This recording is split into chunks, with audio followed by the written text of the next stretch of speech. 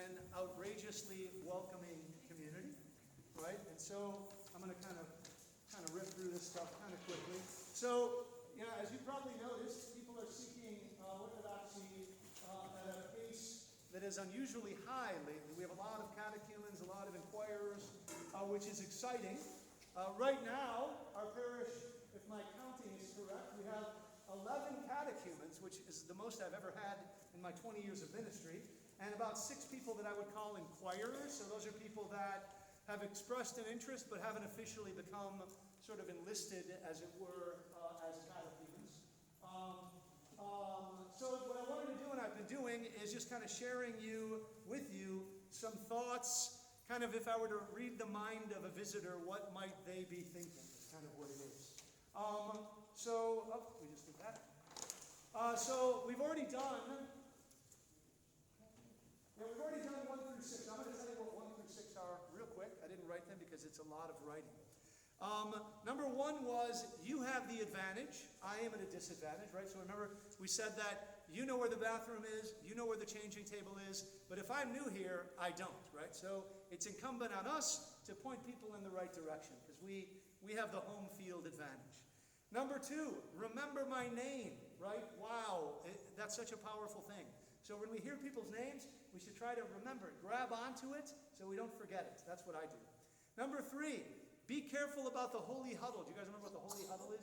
The holy huddle is when we go into coffee hour and we find all of the people we've known for like 90 years and we get in a big huddle and we make sure that nobody else is allowed in, right?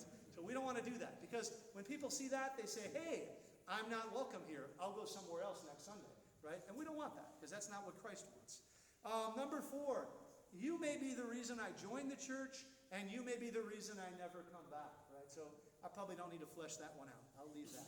Number 5, a gift goes a long way, right? So you guys remember we have these beautiful little mugs that we've been giving out to visitors. So if you meet a visitor and you see they don't have a mug, ask them. Say, hey, have you gotten a mug from us? And if they say no, find a parish council member and they will get you one to give to them.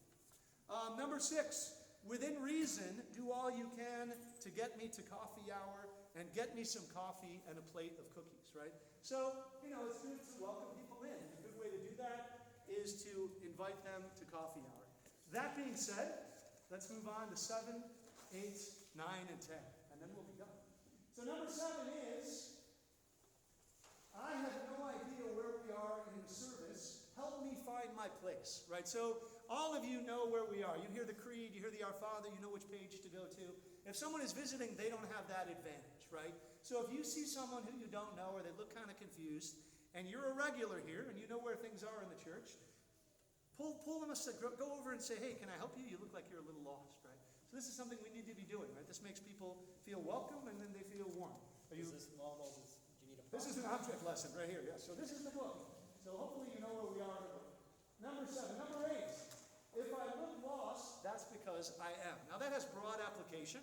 They may not know where the bathroom is. They may not know where Sunday school is, right? Or they may not know where we are in the book, and they may not know, hey, everybody's moving around to come up for communion. Can I do that, right? So we know how things work here, right? We know how things work. And so when people visit and they don't know how things work, it's incumbent on us to say, hey, this is what we do, or this is where you can go, or this is where you can look in the book, or turn to page whatever, right? That's our job as the people that are the regulars. Number 9. This is number 9. One of the best ways to encourage me to return is to introduce me to more people in the parish, right? So that kind of goes hand in hand with the cookies and the coffee, right?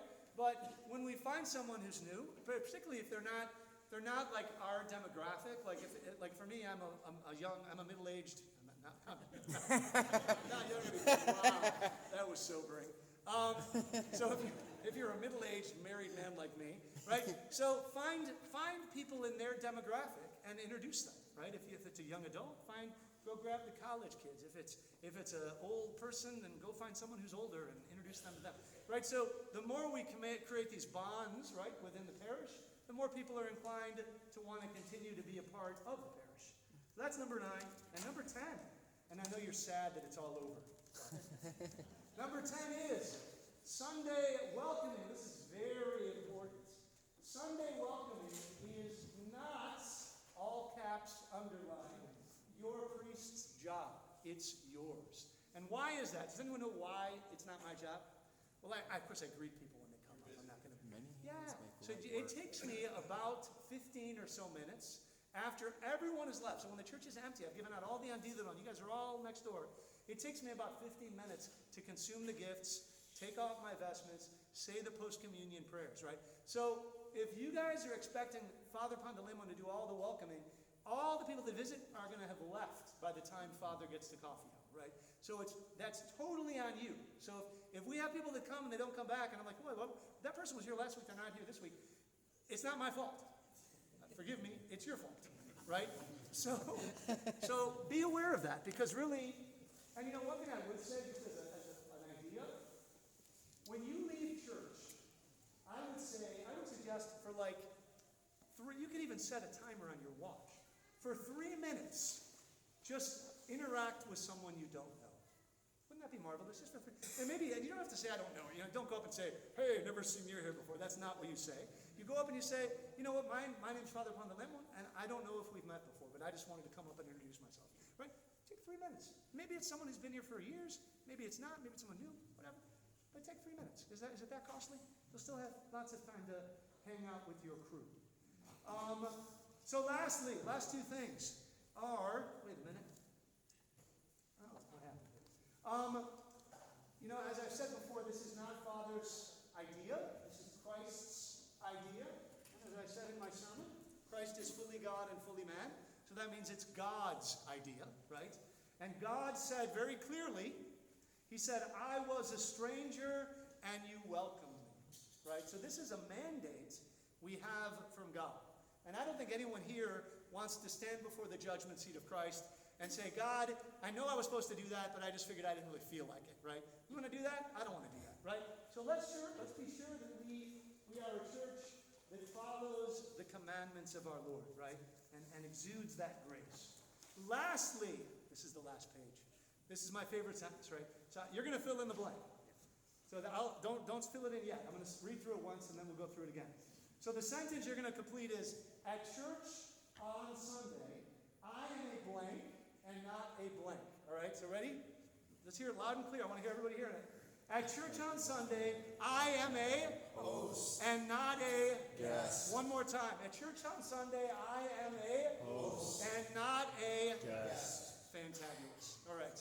Parish Council, if you want to pass the tray.